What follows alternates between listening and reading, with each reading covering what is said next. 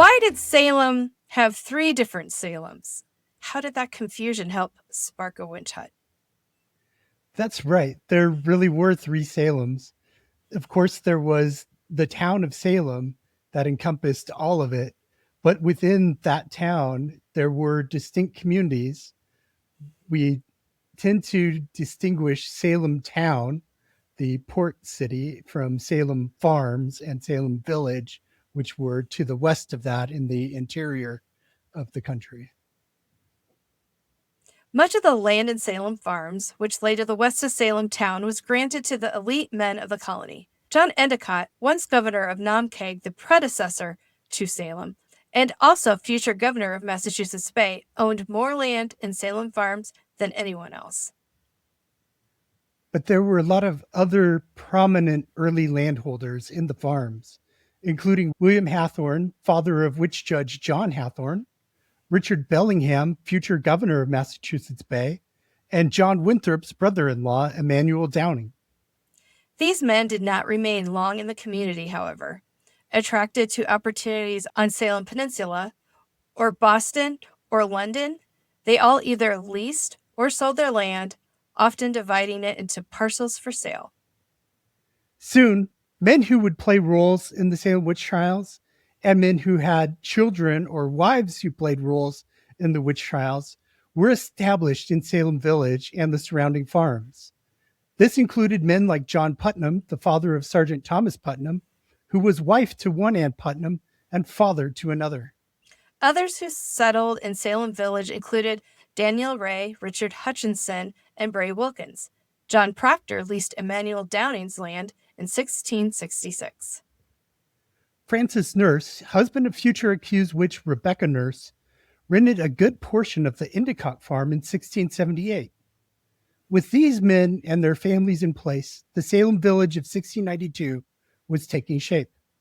In 1666, Salem Farms residents petitioned Salem for the right to have a minister of their own. Salem wasn't having it. A year later, men from Salem Farms asked to be exempted from night watch in the town due to the great distances they had to travel from their homes. This proposal was rejected as well. Residents of another neighborhood split off from Salem to form the town of Beverly in 1668. This seems to have encouraged many of the Salem villagers to push harder for independence from Salem Town. In 1669, taxes were raised to fund a new meeting house in the town. A group of 28 farmers balked at paying for a new meeting house in the town when they needed a meeting house of their own. The farmers asked the general court to allow them to have their own minister. The general court did not approve the request until October 8, 1672, in an order which also empowered the village to elect a 5-member village committee to raise taxes to hire the minister. Then the village was at least recognized as a parish and allowed to have a minister, but not to form a church, meaning all the sacraments were still performed in the town church. Some who would attend the village meeting house remained members of the First Church of Salem and took communion there. Joseph Hutchinson, who's my 9th great-grandfather, who lived close to the center of Salem Village, donated the land for the meeting house. Yes, this is the infamous meeting house where the Salem Witch Trials examinations were held, where afflicted people flopped and wailed and screamed and writhed. In December of 1672, the village voted to build a meeting house on the gifted land and set a budget of £40. The meeting house was built in the spring of 1673. That year, the village hired its first minister, James Bailey. He served until 1679 when a group of villagers, including Bray Wilkins and Nathaniel Putnam, pressured him to resign. The next year, this faction won most of the seats on the village committee and forced him to step aside. George Burroughs was the town's next minister. Hired in November of 1680, he had preached in Falmouth, Maine, now Portland, for several years until that town was destroyed in King Philip's War, and he was forced to relocate to Salisbury, Massachusetts.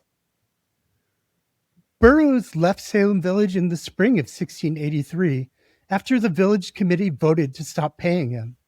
He returned to Maine. It took a year for Salem Village to hire the next minister, Deodat Lawson, who was a controversial choice. One faction lobbied Salem Town in 1686 for permission to ordain him and form a church, while another petitioned Salem Town in 1687 not to ordain Lawson. Supporters included Captain John Putnam and Sergeant Thomas Putnam, while opponents were led by Joseph Hutchinson, Daniel Andrew, Job Swinnerton, and Joseph Porter. Joseph Hutchinson then fenced in the meeting house in a show of his disdain for Mr. Lawson. In February 1687, the Salem Town Committee told the two factions that Lawson would not be ordained and urged his supporters to just shut up about ordination already. Lawson left Salem Village less than a year after the town committee's decision. No new minister was hired until 1689. The previous November, villagers had open discussions with Samuel Parris of Boston and formerly of Barbados. He gave one sermon on November 25th, 1688, and the town voted him to be the next minister. After months of negotiations, Parris started to preach in the village in July 1689. And he was ordained, and the church was gathered on November 16th, 1689. This means all the covenanting members signed the contract that day and were able to then receive the sacraments. The hiring of Samuel Parris would go on to have the tragic outcome we all know about. Preaching constantly about the ever-present devil, he led his community down a road better left untraveled and fueled the witch trials. Thank you for enjoying Salem Witch Trials Daily with us. Tomorrow we're going to break down the controversy surrounding Samuel Parris. This video is part of a larger series of videos that make up the Salem Witch Trials YouTube course. For information on how to take advantage of the course, go to youtube.com/@aboutwitchhunts.